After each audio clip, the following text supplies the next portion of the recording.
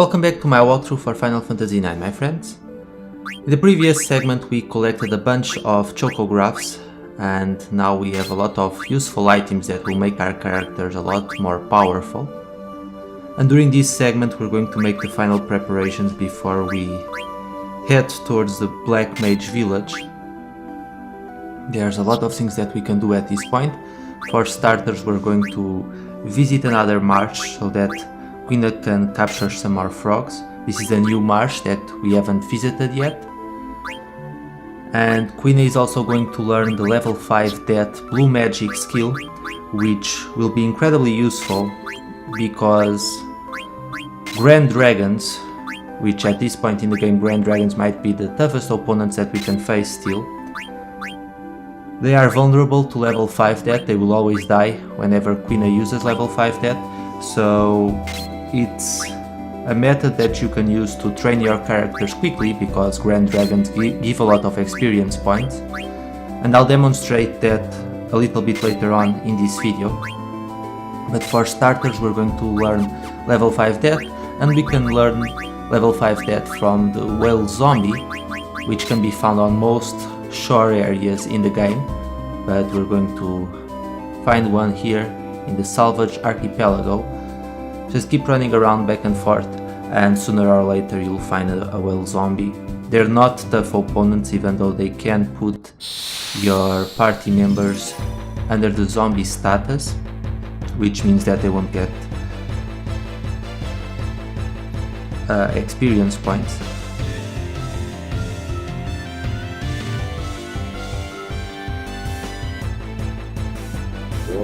So let's do this.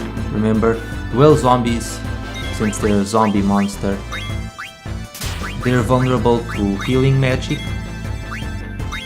They're also weak against fire magic, but if we strike the whale zombie a couple of times, Quina will be able to eat it, and then we don't need to worry anymore.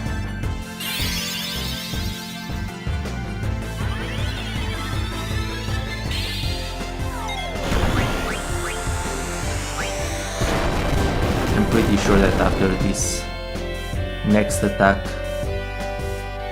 on Freya's part, Quina will be able to eat the whale zombie. There we go, so we learned level 5 Death. And level 5 Death is also incredibly useful if you plan to have Quina in the Desert Palace, because all the monsters there are vulnerable to level 5 Death. I'm actually going to take Quina with me to the Forgotten Continent because there's a few blue magic skills that we can learn, plus there's another marsh there, so Quina will be able to capture a few more frogs. But nonetheless, if you plan on leaving Quina in the Desert Palace, then if you have the level 5 Death Blue Magic, you'll find that all fights there become incredibly simple. But for now we're going to head towards the marsh.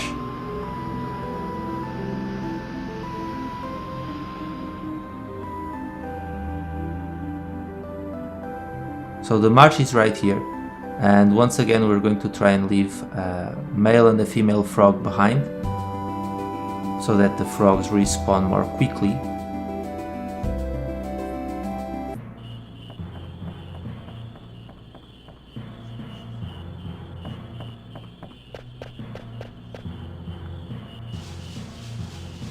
And if you haven't visited the other marshes, you can go back and pick up some more frogs. I'm not going to show myself getting those frogs and revisiting those marshes because I've already shown myself capturing frogs there once. But like I said, this is a new one and we'll get a new item. If we capture a few more, we should get a silver fork.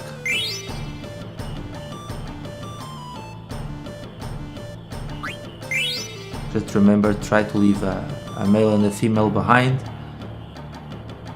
You can tell them apart by the color of their feet.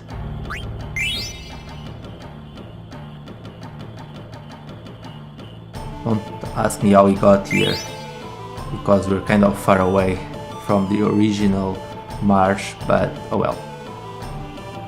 We got Silver Fork, which is a better weapon for Quina. That's why I didn't bother to steal one from the Dantarian a little bit earlier on, because I knew I'd be getting one very soon.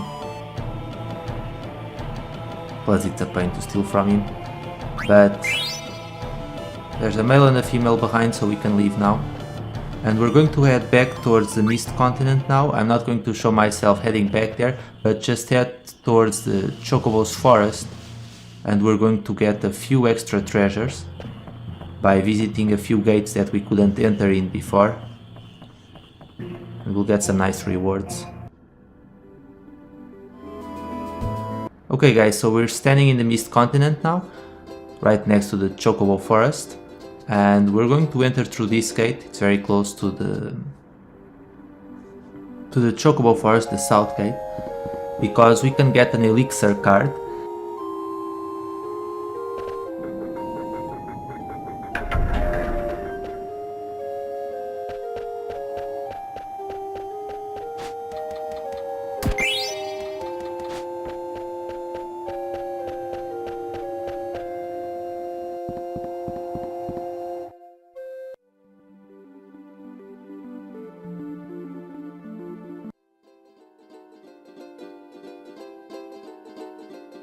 So cross this mountain and head down through here.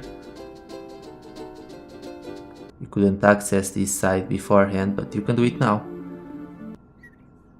There's a lot of elixirs here, and there's also a Moogle, but we can't really do anything at this point. He was one of the Moogles that was in the evil forest. It's been a long time since we were inside the evil forest, and if you're wondering, no, you can't visit the evil forest again. It will always remain petrified, so we can't really do anything.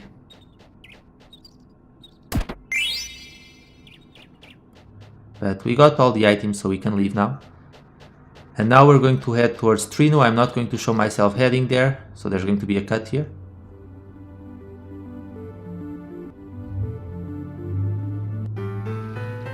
Okay guys, so we are inside Treno now. I've shown all these spots multiple times, so I don't think there's any benefit of me showing these spots once again. But anyway, we're going to get another reward from Queen Stella by delivering another Stellazio coin. This is the Stellazio that we picked up in Lindblum, the Sagittarius Stellazio. We'll get 20,000 gil, and now we're going to head back to the auction house, because we can bid on two items, the Thief Gloves and the Promist Ring, or Promist Ring. They're very good items that you should get at this point. So head towards the auction house. I don't really care about the other items. Most of them are just repeats anyway, but if you don't have them yet, then you can bid on them as well. But I'm going to cut out the bidding process, because as you know, it takes a long time. Just wait until there are no more offers and then make your final offer, and you should get the items.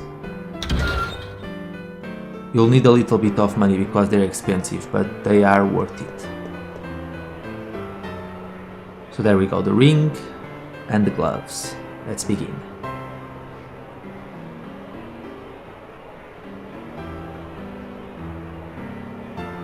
Time to make our bid. Hopefully no one gets it. Oh, that guy decided to be annoying, okay. It's always annoying when you think you have the last bid and one of the nobles decides to bid against you. But this should be enough. So we got the ring, and now we're going to get the Thief Gloves. Again, I cut out the bidding process and we got it. So now we can leave. At this point, there's nothing worth it in the auction house. Everything else we already have. So as you leave, you can give Zidane the Thief Gloves. The Thief Gloves are a very good pair of gloves because they allow Zidane to steal more rare items, And the ring is also very good. It allows you to restore your health as you walk. And it has other abilities, so as you're training your characters, it's a good idea to give them this new set of items so that they can learn these very useful abilities. Of course, when it comes to stealing, only Zidane can do it, but since we got all those rare items by finding the hidden treasures in the world map, all of our characters are going to learn a new set of abilities. So from here, we still want to do another thing. We're going to head towards Popo's Heights.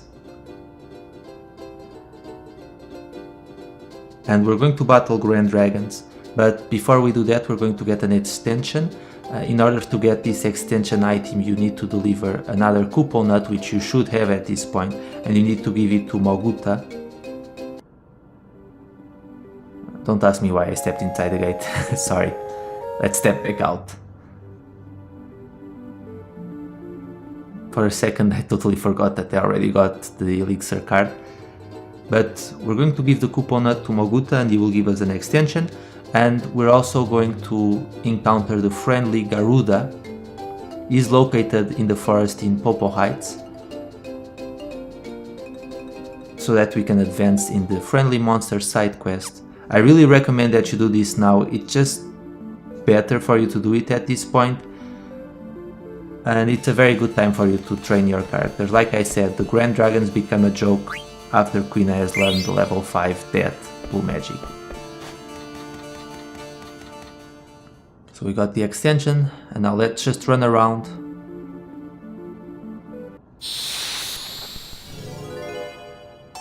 And it seems we got him on our first try. Unless it's the ragtime mouse. No, it's him. The Friendly Garuda.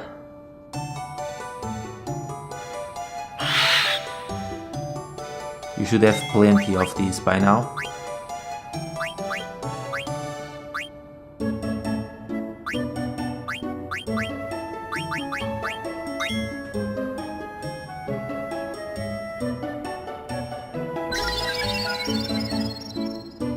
You should have at least one because we picked one up in Alexandria much earlier on. At least if you've been following my walkthrough, you should have it.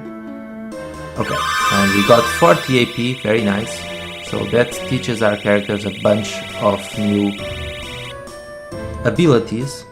And he also gave us a Shiva card, which is odd, but I guess we'll take it. And now we're going to battle Grand Dragons. Before we do that, it's a good idea for you to restore your health and save your game just in case. Also give Quina the Millionaire ability that will allow you to get more money per fight.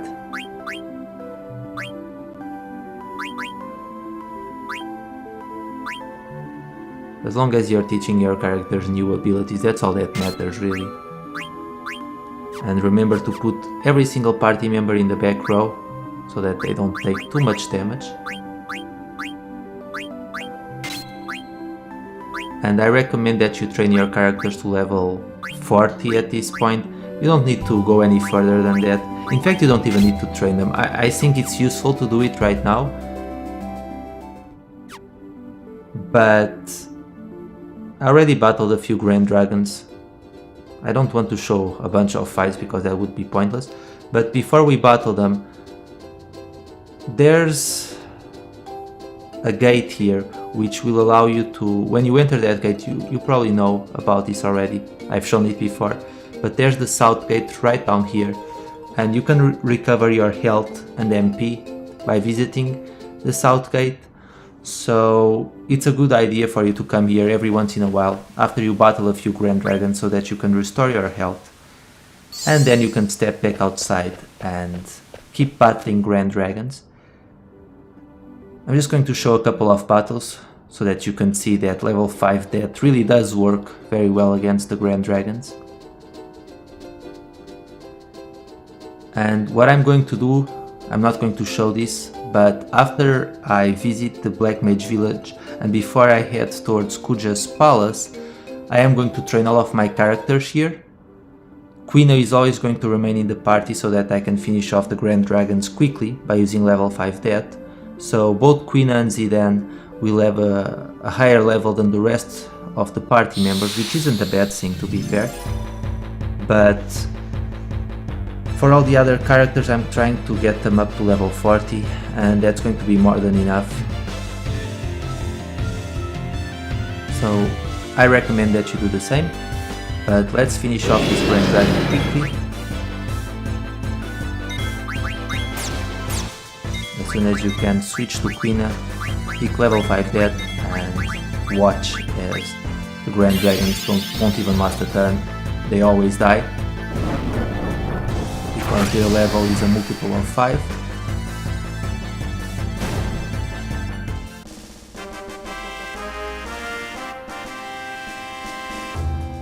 So there we go, we got a lot of experience points, and really getting your characters to level 40 or so at this point, it really won't take that long, because as you can see, with the level up ability, the Grand Dragons give a lot of experience points, so it won't take long. So I really recommend that you do this. Let's just battle another one. Like I said, this method works pretty well. And as your characters get stronger, then battling Grand Dragons becomes easier as well.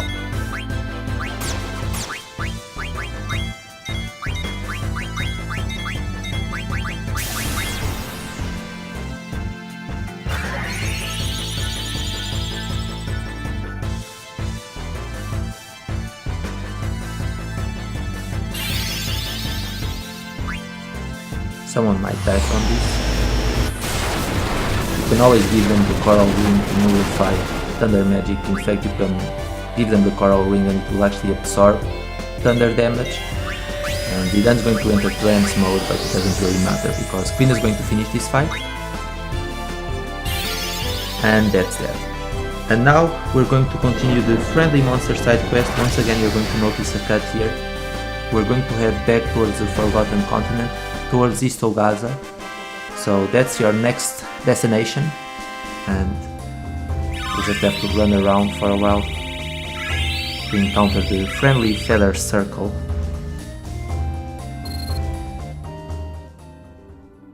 So let's go. Okay guys, here we are. And in order to get the Friendly Feather Circle to appear, we have to run around this area near the chocobo tracks. Eventually he will appear. It's called the Mitmatki's Ice Field. It might take a while for the Friendly Feather Circle to appear. It's a tricky one to get, but it's all a matter of luck really. So just run around this area. I did cut out a few random battles. And make sure you have the body temp ability equipped, because there's a monster here that can freeze your party members.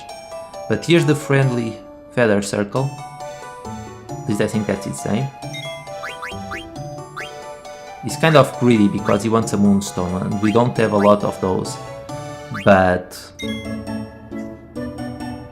we'll give it to him. And the reason why I'm doing this now is due to the fact that we're going to encounter another friendly monster once we head towards Oilvert or Olvert. But in order to encounter that friendly monster, we need to give the moonstone to the Friendly Feather Circle first. At least I believe you have to give it to the Friendly Feather Circle first. So now that we've done all of this, we are ready to head towards the Black Mage Village. That's what we're going to do next. I really recommend that you take some time to do what I did here. At the very least, make sure you go to Treno to pick up the gloves, the thief gloves and the ring, because they really do come in handy, and complete the Friendly Monster side quest, or make sure you meet these two, because it will make the fight against Ozma, the super boss of this game, a lot easier. So I am going to show myself heading towards the Black Mage Village, because you might get a little bit lost. There's a lot of shore areas where you can stop your boat, but once closer than the others, so just follow this path and you'll be good.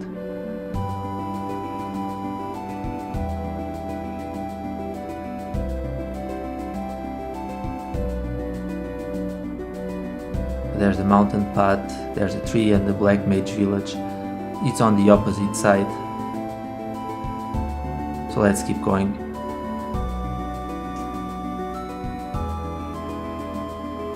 Vivi is of course very upset that most Black Mages decided to go with Kuja, but Kuja made them a promise, which I don't know why they believed Kuja in the first place, but I guess they're kind of desperate, so I can understand that. So let's stop our boat here and let's head towards the village.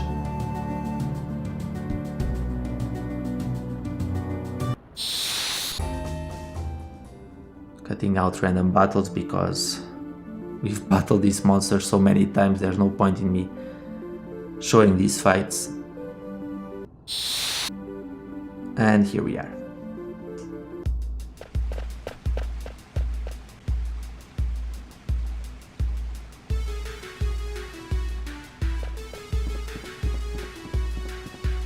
So we're going to go after Vivi. As you can see, we can't really do anything in any store at this point because everyone left. There's only 3 Black Mages who stay behind, and we can't enter through here quite yet, so we'll head towards the cemetery.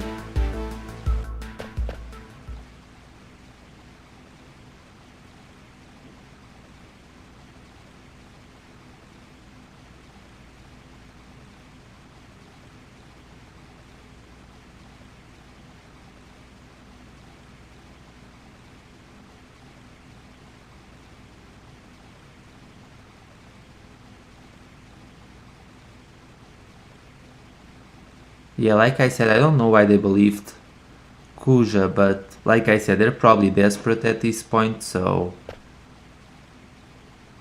they'd rather go with him. But there's no doubt that Kuja is lying. He has no intention of extending the Black Mage's lifespan because he sees them as toys and puppets, so I think they're all going to be very disappointed. But let's head towards the farm and we're going to see a baby chocobo, which is always nice.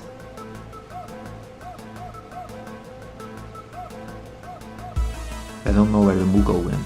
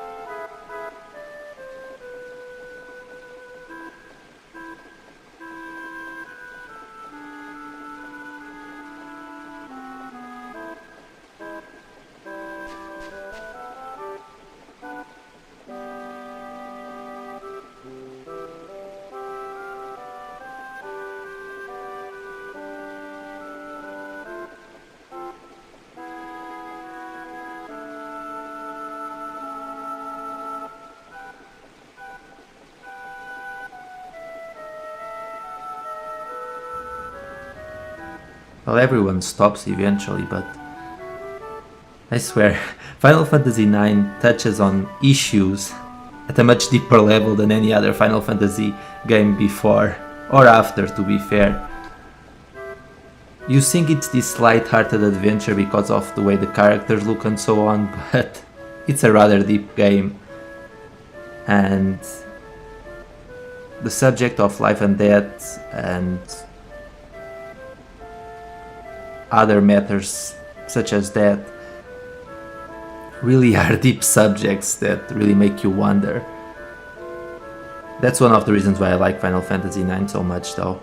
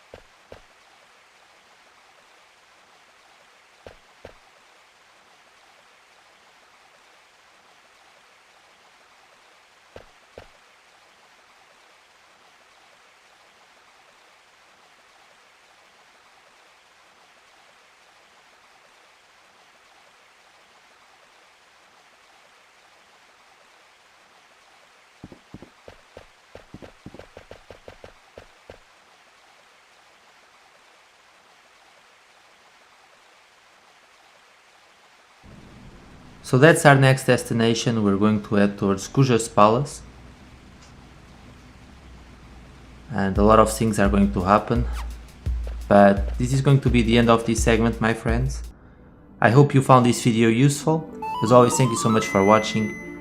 And remember, take this time to go train your characters at Popolo's Heights by battling Grand Dragons.